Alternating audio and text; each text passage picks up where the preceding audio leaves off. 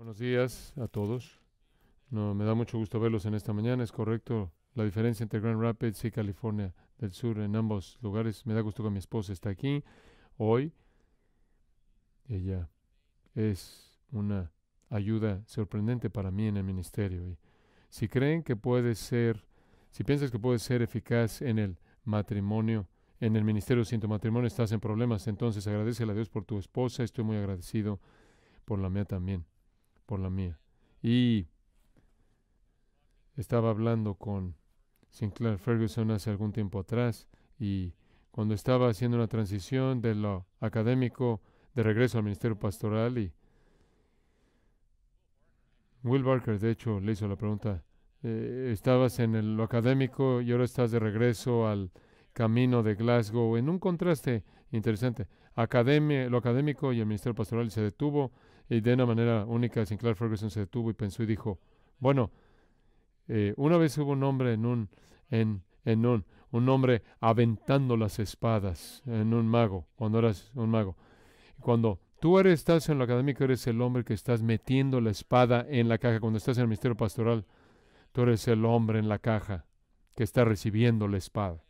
Y es verdad, algunos de ustedes sin duda alguna han oído el libro Pastor Líder, creo que estoy siendo optimista al decir eso, pero hablé con algunos pastores en el condado de Lancaster, de donde venimos Barbara y yo, y nos ayudaron a escribir ese libro. Entonces, cuando salió el libro, recibí ahí y traté de darle un par de libros simplemente para decirles gracias y regresé y vi a todos lados y no vi a ninguna oveja. Y yo les pregunté, ¿dónde están las ovejas? Y ellos dijeron, oh, solo tenemos cabritos ahora. Las ovejas son demasiado difíciles de cuidar, entonces que esa sea una lección para ustedes. Creo que esa es la razón por la que este ministerio es llamado un ministerio peligroso, pero también es glorioso. Antes de escribir un libro, escribiría un libro titulado Un llamado glorioso. Y vamos a hablar de ese pasaje maravilloso en 1 Pedro capítulo 5, versículos 1 al 4. Este es el único momento en el que Pedro de manera directa se dirige a los líderes y por lo tanto creo que es apropiado que nosotros veamos el imperativo del pastorado. 1 Pedro capítulo 5, versículos 1 al 4. Esta es la palabra santa de Dios. Ruego a los ancianos que están entre vosotros, yo anciano también con ellos y testigo de los padecimientos de Cristo, que soy también participante de la gloria que será revelada. Apacentad la grey de Dios que está entre vosotros, cuidando de ella, no por fuerza, sino voluntariamente, no por ganancia deshonesta, sino con ánimo pronto, no como teniendo señorío sobre los que están a vuestro cuidado, sino siendo ejemplos de la grey. Y cuando aparezca el príncipe de los pastores, vosotros recibiréis la corona incorruptible de gloria. Y después él añade esta bendición él añade esta bendición. Y vamos a ver un par de observaciones aquí en este texto. Vamos a ver en primer lugar el encargo del pastor, después el imperativo del pastor y después vamos a ver las motivaciones del pastor. Entonces, en primer lugar, el encargo o la posición del pastor. Creo que es fascinante aquí, que comienza con un sentido de urgencia. Ruego a los ancianos. Ese verbo no es imperativo, que da la impresión de lo que viene, es muy importante. Nos recuerda de Romanos capítulo 12, versículo 1, en donde Pablo escribe, os ruego por las misericordias de Dios que presentéis vuestros cuerpos en sacrificio vivo, santo, agradable a Dios. Lo que Pedro está a punto de decir es muy importante para estos líderes que están siguiendo. Y creo que es crucial ver dos identificadores aquí que él menciona. Observen que él señala sus credenciales apostólicas y lo ven aquí cuando dice se identifica a sí mismo como testigo de los padecimientos de Cristo. Allí está la credencial apostólica y la pregunta que se tiene que hacer para todos nosotros conforme ven la historia redentora es cómo es que Dios es el cuidado pastoral hacia su pueblo ha continuado después de que los apóstoles se fueron en esa época de cimiento cuando acabó. Y la respuesta es, él también se identifica a sí mismo como anciano también con ellos, asun presbúteros. Entonces, hay una continuidad y una discontinuidad. La discontinuidad es que ya no va a haber el, el cimiento apostólico, pero para la continuidad del cuidado pastoral hacia el futuro vamos a tener la responsabilidad del anciano. La responsabilidad del anciano sigue, como ustedes saben, la responsabilidad de anciano del Antiguo Testamento y ahí se necesitaba que algunos cuidaran del pueblo de Dios y supervisaran al pueblo de Dios. Y este sería el modelo de liderazgo que viene del Antiguo Testamento. En los días del Nuevo Pacto vemos en Pablo y Bernabé viajando por el mundo mediterráneo. En Hechos capítulo 14, versículo 33, leemos estas palabras. Y habiendo establecido ancianos en cada iglesia, con ayunos los encomendaron al Señor en quien habían creído. Entonces la pluralidad de ancianos, ahí en Hechos 14, también en Tito capítulo 1, versículo 5. Pablo se dirige a Tito y le dice, establece ancianos en cada ciudad. Toda iglesia debe tener una pluralidad de ancianos que tienen la responsabilidad de pastorar al rebaño en particular. Entonces, este es el modelo bíblico y quiero reportarles con gusto que en muchas iglesias de muchos diferentes trasfondos eclesiásticos se están moviendo ahora hacia la pluralidad de ancianos en términos de su modelo. Simplemente la semana pasada escuché de un amigo mío que me reportó que por primera vez en 100 años la iglesia bautista en la que él sirve ha establecido varios ancianas con una pluralidad de ancianos siguiendo el modelo y en ciertos sentidos se están volviendo iglesias presbiterianas, por lo menos en el gobierno de ancianos. Digo eso. Ahora en el Nuevo Testamento debemos decir que existen esos ancianos que están dotados de manera particular en el área de enseñar y predicar. 1 Timoteo 5:17, los ancianos que gobiernan bien sean tenidos por dignos de doble honor, mayormente los que trabajan en predicar y enseñar. Y después ustedes tienen ese pastor maestro, señalado en Efesios 4, en donde tenemos la referencia en Efesios 4:12, y cuando habla de pastor maestro. Entonces, cuando hablamos de la responsabilidad de pastores, la responsabilidad de anciano también. Pero, dicho de otra manera, el texto lo presenta de manera muy clara. ¿Cuál es el imperativo para estos líderes? El imperativo es apacentad la grey de Dios que está entre vosotros, cuidando de ella. Ahora, no nos debe sorprender ver esta metáfora. Estuve en una conferencia hace algunos años atrás de líderes de una denominación presbiteriana, PCA, y estaban hablando un hombre de las metáforas para el liderazgo en la iglesia y estaba esperando que llegara a la de pastor. Nunca la mencionó. Y creo que para muchos es una metáfora ecléctica, es una metáfora descuidada, más bien. Y de hecho lo podemos ver a partir de Génesis, desde Génesis hasta Apocalipsis. Menciona al Señor que ha sido un pastor toda su vida.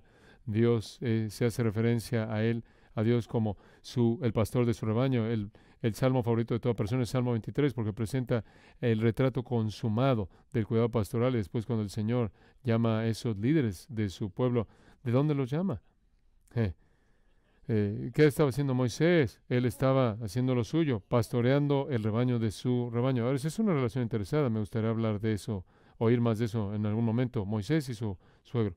Esa no es la primera vez que aparece, como ustedes saben, pero él estaba pastoreando el rebaño de su suegro cuando el Señor se apareció en Éxodo capítulo 3. Y fue la vara del pastor en su mano que abrió el mar rojo, que se convirtió en una serpiente ahí frente a Faraón. Fue la vara del pastor con la que le pegó a la roca y de donde salió el agua. Fue la vara de Moisés que colocó por encima de su cabeza cuando Josué estaba ahí luchando con los amalecitas en el valle, ¿se acuerdan? Y Moisés tuvo que buscar ayuda. Sin embargo, prevalecieron, pero fue prominente en Moisés, en el ministerio de Moisés también, la vara del pastor y David, el rey pastor. David fue uno quien era conocido como alguien que cuidaba de las ovejas y me encanta el relato de David y Goliat en 1 de Samuel 17, en donde dice que David tomó su vara, tomó su bolsa también con piedras y la honda, pero tomó su vara, su callado. Y si ves 1 de Samuel 17:40, 1 de Samuel 17:43, Goliat dice, ¿soy un perro para que vengas conmigo con palos? Y el palo era un palo importante, era la vara, el callado del pastor. Y Dios usó a estos hombres para guiar a su pueblo, pero también entendemos que ambos fracasaron. Moisés fracasó, como ustedes saben, cuando él fue llamado por segunda vez a hablarle a la roca y él le pegó a la roca y de esta manera quedó descalificado de entrar en la tierra prometida. Dios demostrando quién es el verdadero pastor de Israel, Yahweh mismo. David de manera famosa cayó en el pecado, un hombre conforme al corazón de Dios, y se quedó en casa de cuando debería estar en la batalla con sus tropas y cometió adulterio y después trató de encubrirlo, pero no es accidente en absoluto que la parábola de Natán el profeta presenta y trata de una oveja del hombre rico que tenía tantos y uno, hombre que solo tiene una, y el hombre rico toma la oveja del hombre pobre y se acuerdan de lo que David dijo, ese hombre debe morir. Y Natán dijo, tú eres el hombre. Esa parábola realmente sacudió el corazón de David porque David tenía el corazón de un pastor. Pero el fracaso de los pastores no se toleró porque, como ustedes saben, el pastor consumado vendría. En Juan capítulo 10, Jesucristo dijo, yo soy el buen pastor. ¿Quieren ver cómo se ve el buen pastor? Vean a Jesucristo y toda su plenitud, en su cuidado de las ovejas, en su sacrificio por las ovejas, en su amor hacia las ovejas. Y cuando piensas en las funciones del pastor, quiero entrar un poco más a fondo aquí en términos de lo que los pastores hacen. Y creo que hay cuatro categorías, fundamentales que describen lo que hacen los pastores. Las categorías son conocer, alimentar, cuidar y proteger. Me fue sorprendente guiar y proteger. Después de que salió el libro, Scott Thomas se puso en contacto conmigo cuando estaba escribiendo el Evangelio del Entrenador. Realmente me gustan las cuatro funciones del pastor. ¿Te molesta si las usamos para nuestro programa de entrenamiento? Y le dije, simplemente está en la Biblia, no es mío. Claro, claro que debes usarlas. Y en Juan capítulo 10 tenemos ese retrato de Jesús conociendo a las ovejas. Juan capítulo 10, versículo 14, Jesús dijo, yo soy el buen pastor, yo conozco a mis ovejas y mis ovejas me conocen a mí. Y si van al Medio Oriente en la actualidad, en donde los beduinos todavía cuidan de las ovejas, puedes ver a cientos de ovejas y el pastor las llama y su voz, la voz del pastor, sus ovejas se apartan y siguen la voz de su pastor. Así somos aquellos que hemos confiado en Jesús, hemos oído la voz del pastor, hemos respondido ese llamado, hemos oído el llamado del pastor, son conocidos por él ustedes y ustedes lo conocen a él de una manera salvadora. Y antes de que yo llegara aquí, como Nick lo mencionó en el área hermosa de Grand Rapids y oí de Hamilton, él es el señor Hamilton, quien es uno de los miembros del Consejo del Estandarte de la Verdad, y dijo algo que nunca antes había oído que alguien lo dijera. Alguien me preguntó en una ocasión, ¿cuándo es que Dios comenzó a amarte a ti? Y la respuesta fue, nunca. Nunca comenzó. Él siempre me ha amado, siempre te ha amado con amor eterno. Y esa fue una que todavía estoy masticando pensando en la gracia sorprendente de Dios al llamarte como tu pastor para que seas su oveja. No, observarán aquí también en la versión en una versión en inglés, la versión estándar, también episcopuntes, cuidando de ella. Es una palabra de supervisión. Episcopos, viendo por encima. Es el retrato de lo que un pastor hace. Y se hace un eco de esto en Hechos 20:28, en donde Pablo, al hablarle a los ancianos efesios, dice, mirad por vosotros y por todo el rebaño que el Espíritu Santo os ha puesto por obispos. Y entonces, este conocimiento de las ovejas es tan importante para nosotros. Algo que ha sido útil para muchos ha sido la distinción que hicimos entre macro y micro pastoreo.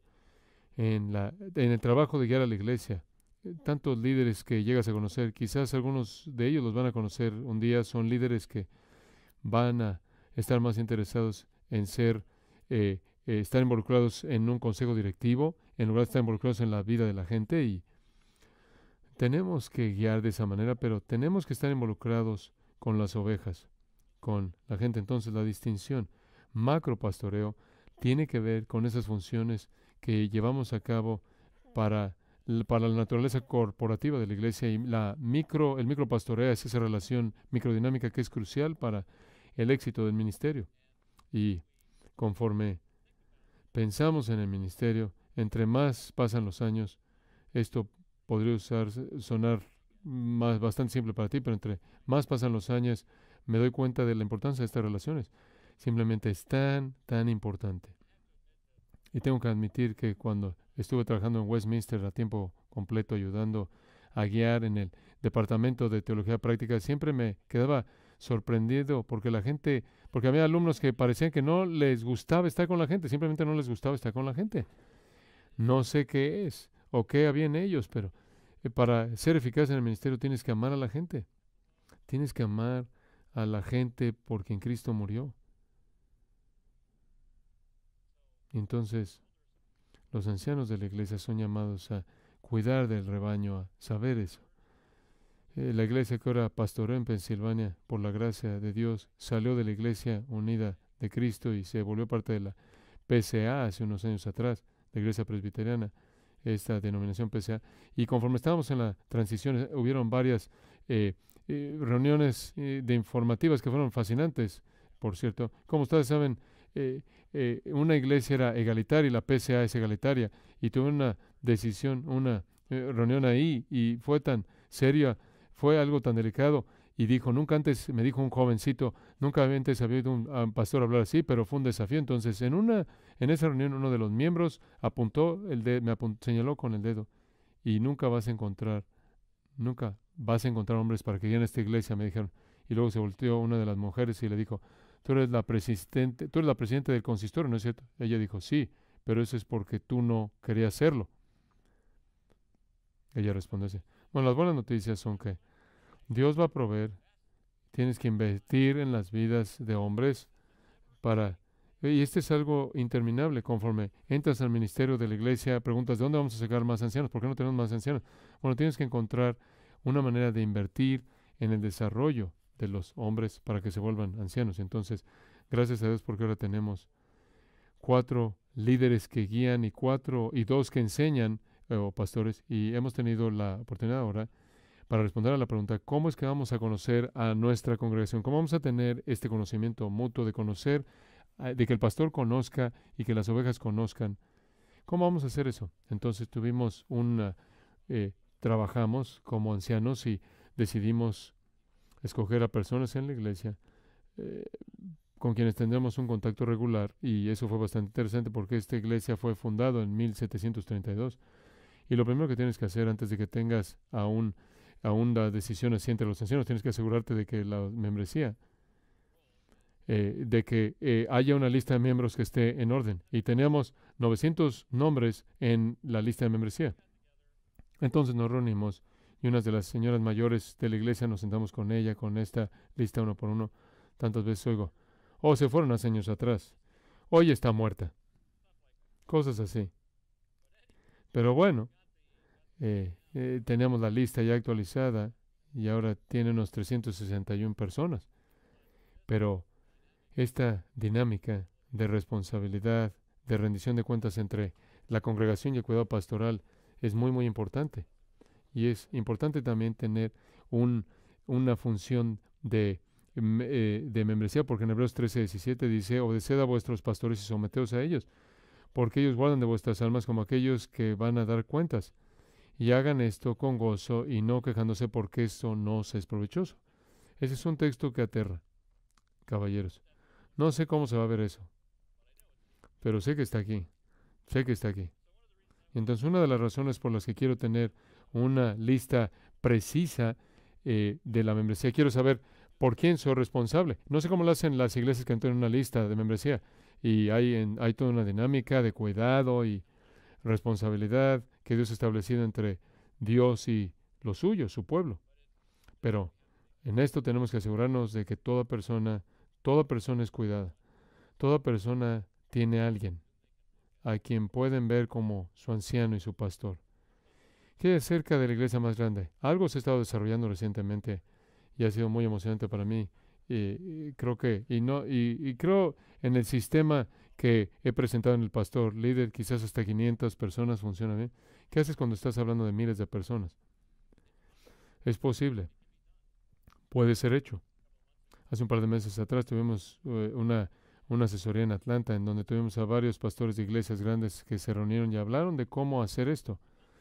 Es una asesoría. Yo no puedo decirles cómo hacerlo porque nunca lo he hecho. Yo nunca he pastoreado en una iglesia grande. Entonces tuvimos un pastor de Nueva York. Este hombre me sorprendió.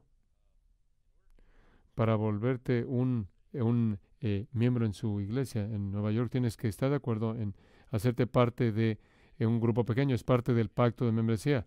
Y algunos dirán, eso es extra bíblico, pero veamos su preocupación por cumplir con esto. Entonces se dijeron a sí mismos, ¿cómo vamos a ser responsables de cuidar de toda la gente aquí? Bueno, la respuesta está, la única manera en la que podemos hacerlo es que los miembros se comprometan en apoyarnos. Entonces tienen toda esta red y es simplemente un gran sistema. La Iglesia Redentora, PSA, en Atlanta muchos tienen a 300 ancianos. Imagínense de esa reunión porque tienen a muchos miembros. Pero bueno, tienen un consejo ejecutivo quien se encarga de la mayoría de las cosas administrativas, pero todos están involucrados en pastorear. Y debido a que todos están involucrados en pastoreo, en una iglesia de 4.500 personas, cada uno de esos ancianos solo tiene 6 a 10 familias a quien cuidar. ¿No es sorprendente eso?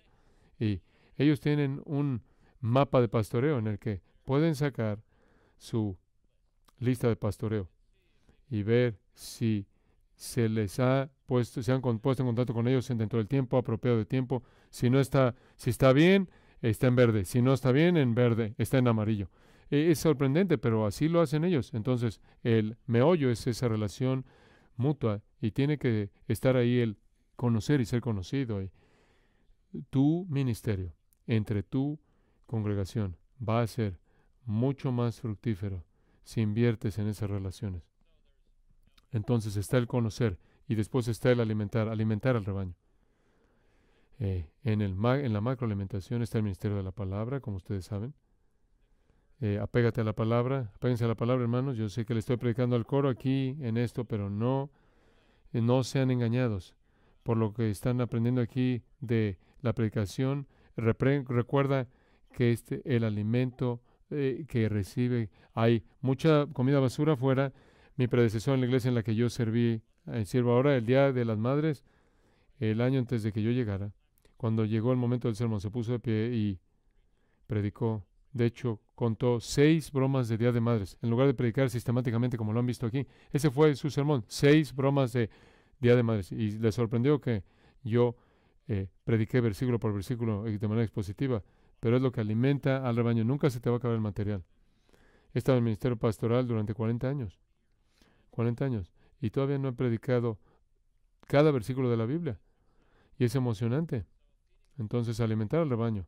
A nivel micro, buscas ayudar a la gente a crecer en la palabra. Los pastores guían al rebaño. Guían al rebaño. Y creo que aquí es en donde muchos líderes piensan que la mayoría de su tiempo necesita ser invertido. Aquí es en donde muchos líderes creen que la mayoría de su tiempo deben pasarse como ancianos, tomar decisiones como consejo directivo. Definitivamente esas cosas necesitan hacerse, ¿no es cierto? Pero vamos a ser más eficaces como líderes cuando entendemos y conocemos a la gente que está en nuestras congregaciones. ¿Cómo vas a saber qué ministerio puedes comenzar en tu iglesia si no conoces los dones que tu congregación tiene? Y se remonta a la predicación en términos de conocer. ¿Cómo vas a saber qué predicar? Estoy seguro que todos ustedes las responsabilidades respectivas que tienen de predicar y enseñar. Estoy seguro de que una de las cosas que vienen a tu mente cuando te preguntas qué viene después, estás pensando en la congregación de la iglesia, qué necesitan. Eso es lo que un buen pastor hace. La importancia del buen liderazgo. Me decían los pastores de ovejas físicas reales, decía que en una ocasión, aquí está el reporte de la primera oveja se aventó a la muerte.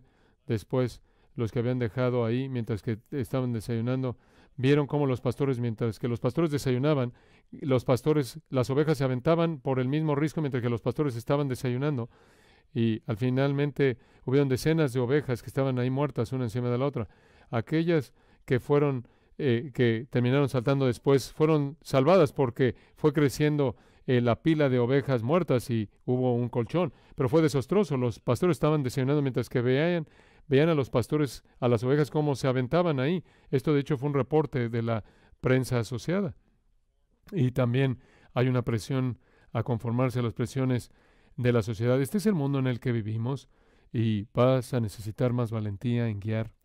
Cuando yo estuve en China hace un par de años atrás, enseñando ahí a la iglesia clandestina del pastoreo en liderazgo, me presentaron a Yongchi, un chino. Yongchi, que significa valentía. Se necesita valentía para guiar así. Entonces, los pastores alimentan al rebaño, guían al rebaño y protegen al rebaño. Protegen al rebaño. Sabemos que las ovejas son muy vulnerables.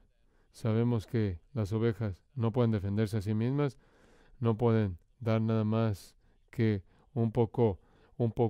pueden apretar un poquito porque solo tienen dientes en una quijada. Y es verdad que mis amigos del rebaño dicen que las ovejas son torpes. Es granjero, entonces tengo ahí una autoridad cuando él lo dice como granjero, como pastor de ovejas literales. Y una de las maneras es que cuando pasaba era que algo de lo que pasaba, había una tormenta y lo que pasaba es que eh, las en una tormenta salían las ovejas y se querían comer las eh, las eh, las hojas de las plantas que se habían caído por la tormenta. El problema es que eran tóxicas y trataron de quitarlo de ello, pero realmente a las ovejas les encantó cómo se veía bien, olía bien, sabía bien, aunque eran tóxicas. No es familiar eso. Hay tantas cosas en nuestra sociedad que se ven bien, saben bien, y la congregación, si no es instruida, eh, entonces parte de la protección es, de manera proactiva, es que el pastor advierte de manera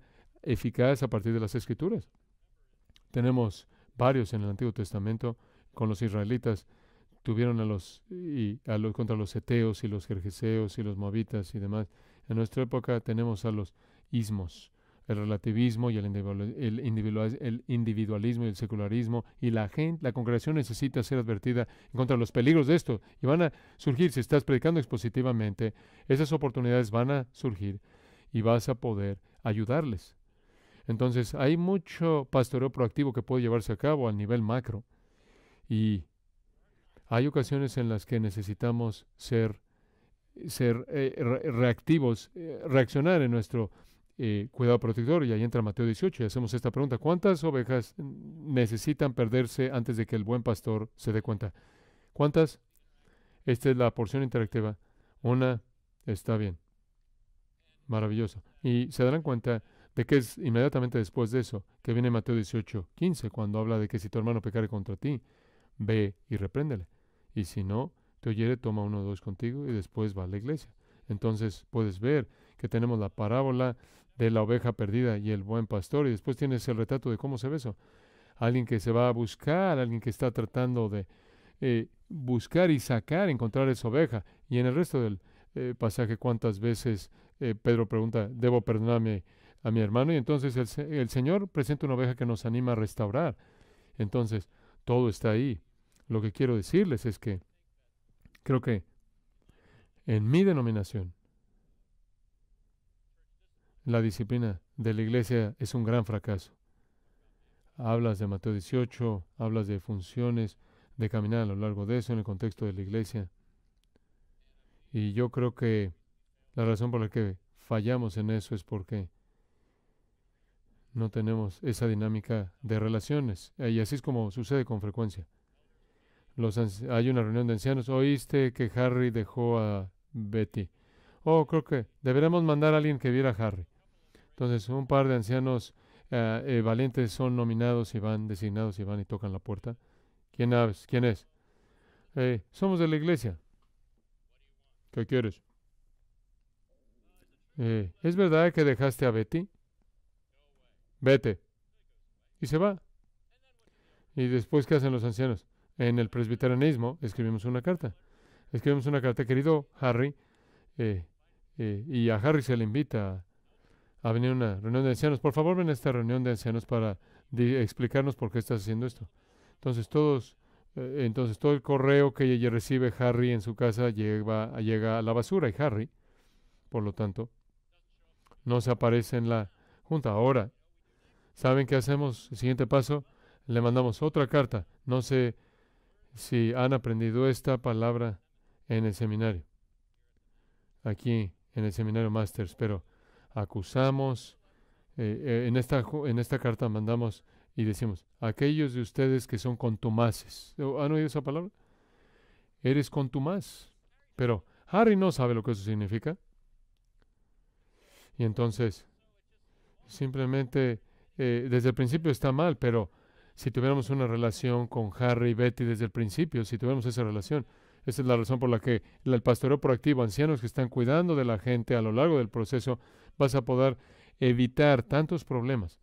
Y entonces es pastoreo proactivo lo que de hecho te ayuda a deshacerte de el pastoreo por reacción que se lleva a cabo a lo largo del proceso.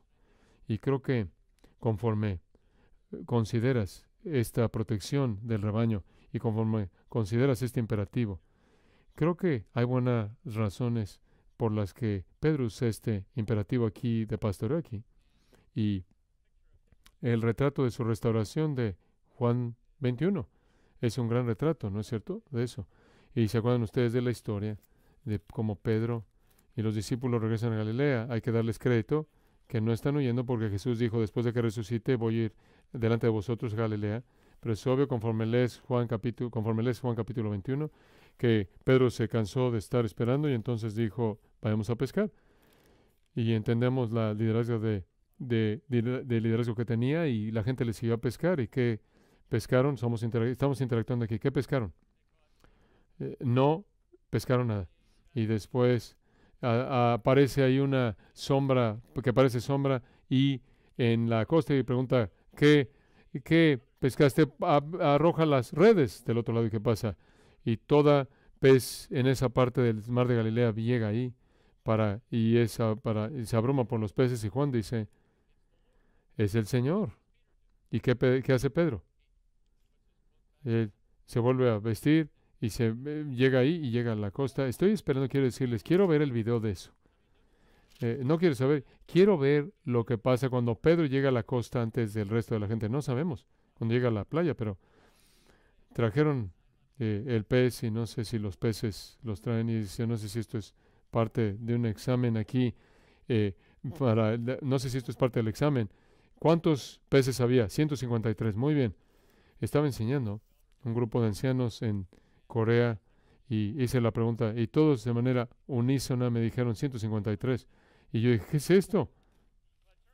Resulta que uno de los miembros de esa iglesia es dueño de una tienda y lo mencionó y lo menciona el 153. Entonces, Seúl, todo el mundo en Seúl, en Corea del Sur, sabe que son 153 porque el nombre de la compañía es 153, esta compañía. Entonces, él ya tenía el Señor las cosas, el pez listo ahí, probablemente tratando de mostrar cómo la noche mostrando ahí los carbones, recordándole la noche de la traición. Y la pregunta viene, Pedro, de hecho le dice Simón, ese título anterior, Simón, ¿me amas más que estos? Y muchas cosas se han pasado. ¿Quiénes son estos? Creo que eran definitivamente, ¿me amas más realmente más que estos ancianos? Porque esto es lo que él decía, ¿no? Esto es lo que él dijo. Y Jesús dijo, Pedro dijo, Señor, tú sabes que te amo. Y pueden debatir acerca, no hablando con Rich de eso, puedes debatir acerca del uso de los términos griegos aquí. Me amas, términos diferentes, agapao versus fileo, y Pedro responde de manera diferente la segunda vez, mismos términos, misma respuesta. Tercera vez, Jesús muestra condescensión usando fileo, y Pedro se enoja obviamente, no entendiendo que Jesús trata de mostrar la restauración triple, pero el punto aquí en términos de el imperativo del pastor es que en cada uno de las instancias de la afirmación del amor de Pedro, de la afirmación del amor de Pedro, ¿qué es lo que Jesús dice? Cuida a mis ovejas, cuida de mis ovejas, cuida de mis ovejas. Él pudo haber usado cualquier combinación de esto, pudo haber dicho, predique el evangelio, haz discípulos, cuida de mis ovejas. Pero en cada instancia él dice, cuida de mis ovejas, cuida de mis ovejas, cuida de mis ovejas. Y esta es la razón por la que yo creo que esta es lo que Pedro usa aquí en 1 Pedro 5, cuando él está hablando a los líderes. Ese es el imperativo. Conocer, alimentar, guiar y proteger al rebaño. Finalmente, la motivación del pastor, las motivaciones del pastor, las actitudes del anciano. 3 frases aquí. Vamos a ser rápidos. No por fuerza, sino voluntariamente. ¿Qué es lo que algo motivaría a alguien a volverse un anciano o líder en la iglesia? Porque quizás nadie más lo va a hacer. Hay muchas iglesias que tienen las clases donde tienes que tener cierto número de personas que tienen que ir para llenar ahí los huecos año tras año. Es un problema ahí. Si ves al líder pastor, una de las cosas más benéficas, como en el apéndice de Andrés Murray, en donde él desafía el término liderazgo, en donde la gente es elegida para un término y parten de ahí y solo sirven durante un periodo de tiempo y eso hace que se abran oportunidades cada año. ¿Y qué sucede cuando cuando no tienes a alguien que está calificado? Tienes ahí un hueco, se clasa el grupo, pero ¿qué tal si alguien no está calificado? Bueno, estás en problemas, porque quizás entra ahí alguien que no va a poder operar. Y entonces, algo que me gustaría decir en respuesta a esta pregunta, ¿cuántos ancianos debe tener la iglesia? ¿Hay un número establecido? ¿Son 10, 12? No, la respuesta es esta. El número de iglesias en donde había ancianos son aquellas están calificados, no más, no menos. Aquellos que son llamados, dotados y calificados, no más, no más. Aquellos llamados, dotados y calificados, no más y no menos. Entonces hay varias razones por las que la gente se puede sentir presionado por otros, van al seminario porque sus padres quieren que vengan, pero esta no es la motivación. Hemos visto la motivación debe ser el amor a Cristo. Entonces tenemos el amor de Cristo hacia su pueblo para hacerlo voluntariamente como Dios quiere que lo hagamos. En Hechos 20, 28, Pablo les recuerda a los ancianos que el Espíritu se ha puesto por obispos. Entonces aquellos no se despertaron algún día y deciden ser líderes, sino que Dios los llamó a eso. Y después él procede a decir, no por ganancia deshonesta, sino con ánimo pronto. ¿Cuál podría ser la ganancia? ¿Cómo podría ser alguna ganancia financiera? ¿Podría haber alguna ganancia en términos de influencia? Hay algunos que podrían pensar que ser un pastor les ayudaría a tener ese estatus en la comunidad o inclusive acercarse a aquellos que tienen influencia. Algo que he visto últimamente en términos de algunas personas quieren ser alguien en el ministerio. No sé, he observado esto en algunos de los alumnos de Westminster. Estoy seguro que no es verdad aquí. Quieren ser conocidos, quieren que su nombre se conoce, quieren ser famosos. Y eso siempre me ha preocupado. No soy un gran blogger, ¿sabes? Porque no creo que la gente esté interesada en lo que quiere decir. Hay algunas personas que están escribiendo blogs y honestamente no tengo tiempo estoy demasiado ocupado para estar en blogs, cuidando del rebaño. Y no soy muy bueno en eso.